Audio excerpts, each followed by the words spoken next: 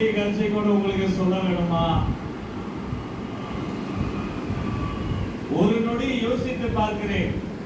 இதே திருச்சியில 1008 கெடுபிடிகளுக்கு நடுவே உங்களை பார்ப்பதற்காக ஓடோடி வந்து நின்று அன்று உங்க அண்ணனா உங்க தம்பியா நம்ம தளபதியா மக்கள் விரும்பும் வேட்பாளரா வந்த மனிதர்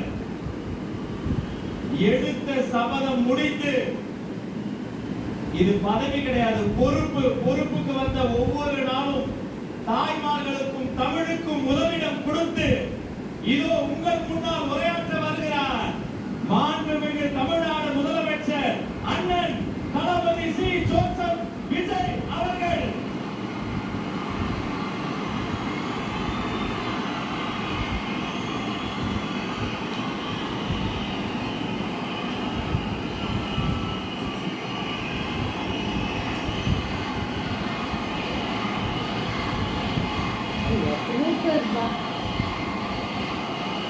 என் நெஞ்சில் குடியிருக்கும்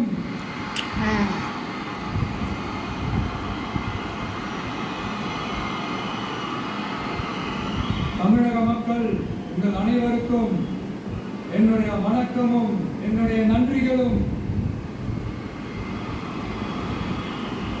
குறிப்பா திருச்சி கிழக்கு தொகுதி மக்கள் உங்கள் அனைவருக்கும் என்னுடைய ஸ்பெஷல் வணக்கமும் ஸ்பெஷல் நன்றிகளும்.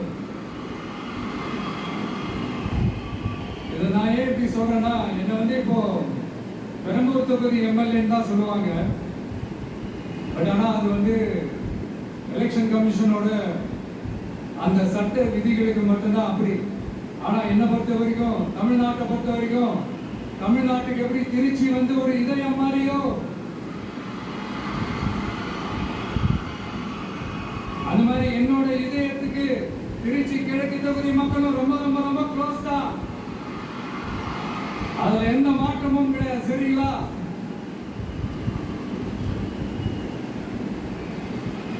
ஆட்சிக்கு சில வாரங்கள் கூட ஆகல. 6 மாசம் அமைதியா இருப்போம்னு சொன்னவங்க எல்லாம் 6 நாள் கூட அமைதியா இருக்க முடியல.